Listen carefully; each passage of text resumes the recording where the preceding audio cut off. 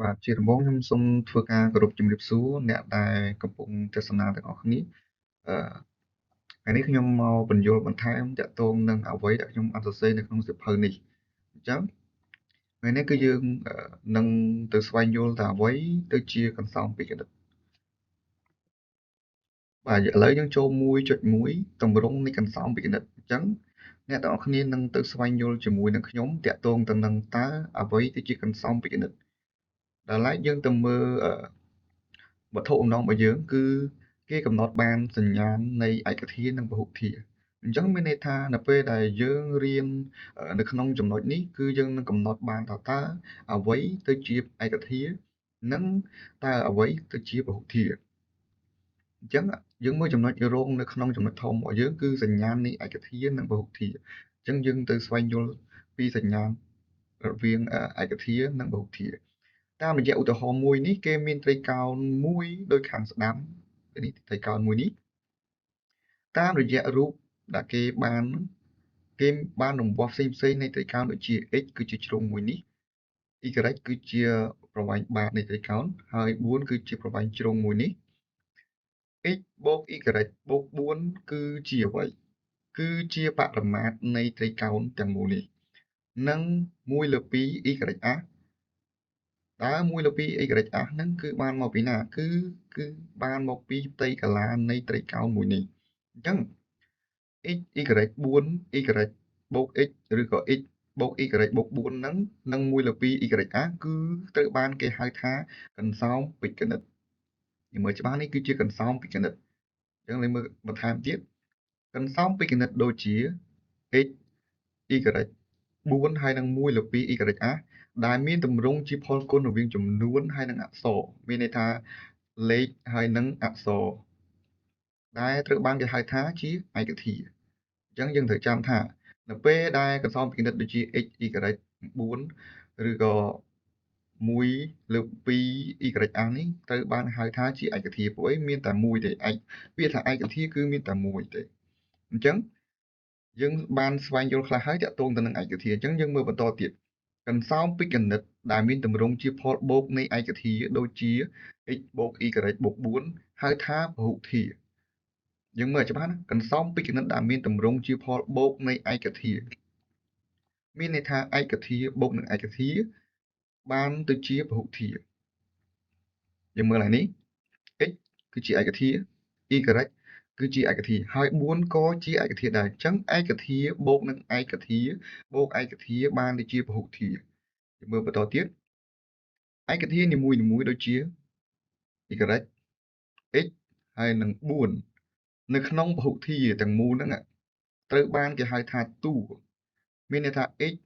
គឺជាតួនៃពហុធាតុទាំងមូលហ្នឹង y ក៏ជាតួនៃពហុធាតុទាំងមូលដូចគ្នាហើយ4ក៏គេត្រូវបានហៅថាតួផងដែរឥឡូវយើងកំណត់តើមួយណាជាតួនៃពហុធាតុខាងក្រោមនៃពហុធាតុមួយនេះអញ្ចឹងយើងមើលថាកន្សោម 3x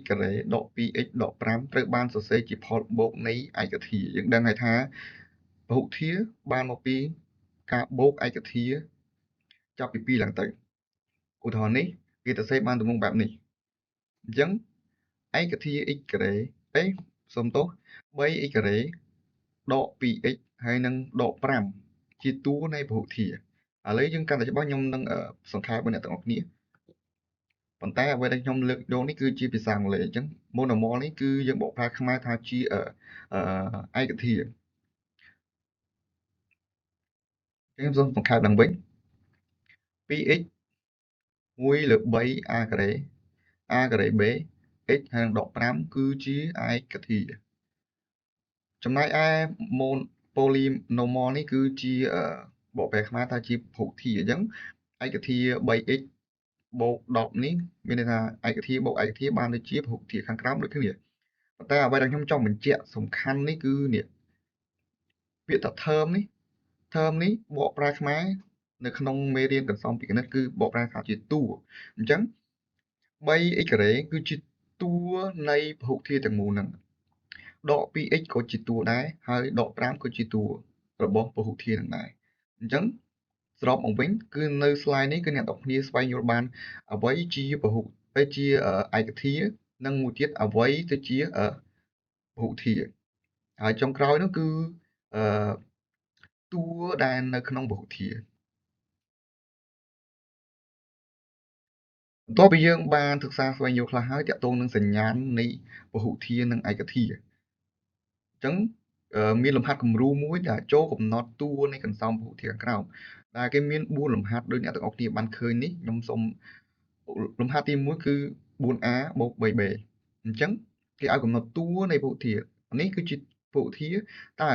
មួយណាគឺជាតួនៃពហុធាតុអញ្ចឹងនៅក្នុងនេះមាន4លំហាត់ប៉ុន្តែខ្ញុំសូមបញ្យល់តែមួយលំហាត់ទេខាងក្រោមនេះគឺជាដំណោះស្រាយអញ្ចឹងពហុធាតុ 4a បូក 3b គេមាន 4a និង 3b គឺជាតួនៃពហុធាតុដោយតែអ្វីដែលយើងបានរៀននៅ slide មុនអញ្ចឹងគឺឯកធាតុនីមួយៗហ្នឹងគឺត្រូវបានគេហៅថាជាតួនៃពហុធាតុអញ្ចឹងលំហាត់ទី2ក៏ដូចគ្នាទាំងអស់គ្នាអាចស្វែងយល់បានចូលមកឧទាហរណ៍ទី2ឧទាហរណ៍ទី2គេមានកន្សោម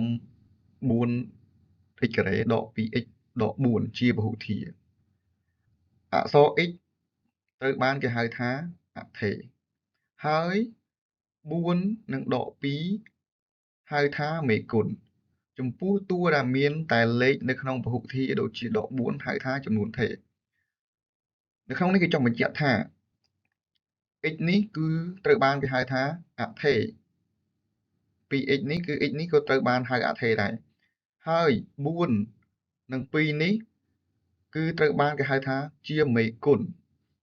ដោយឡែកចំពោះតែដក4ដែលពុំមានតែលេខនេះអត់មានអថេរជាប់ជាមួយនឹងគេបានកំណត់ថាជាចំនួនថេរអ្នកនាងយល់ច្បាស់ទេបាទដើម្បីឲ្យយល់ច្បាស់អ្នកនាងទៅមើលលំហាត់គំរូគឺ 1.12 នេះចូលកំណត់អថេរមេគុណនិងចំនួនថេរនៃកន្សោមខាងក្រោមយើងមើលលំហាត់ទី1ដក 2x បូក y ដក 3តើមួយណាជាមេគុណមួយណាជាតួមួយណាជាចំនួនថេរមួយណាជាអថេរអញ្ចឹងយើងមើលដំណោះស្រាយមួយនេះខ្ញុំសូមបញ្យល់តែមួយលំហាត់ទេអ្នកនរគ្នាអាចស្វែងយល់នៅលំហាត់បន្តដោយខ្លួនឯងយើងមើលកន្សោមមួយនេះមាន x និង y ជាអថេរអ្នកនាងយល់បានទេហើយដក2 1នេះគឺជាមេគុណ y មានថាដក2និង1ហ្នឹងគឺជាមេគុណហើយដក3ជាចំនួនថេរយើងមើលថាដក3នេះគឺมันមានអថេរនៅជាប់វាទេអញ្ចឹងគេកំណត់បានថាវាជាចំនួនថេរ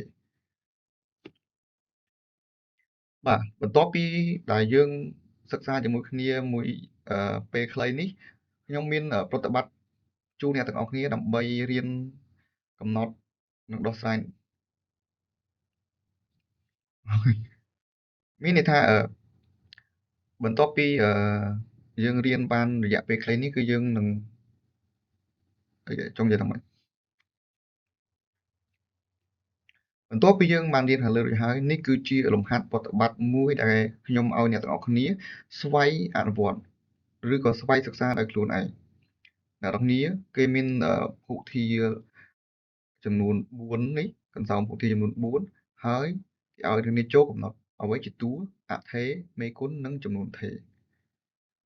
បាទជួបគ្នានៅវីដេអូក្រោយ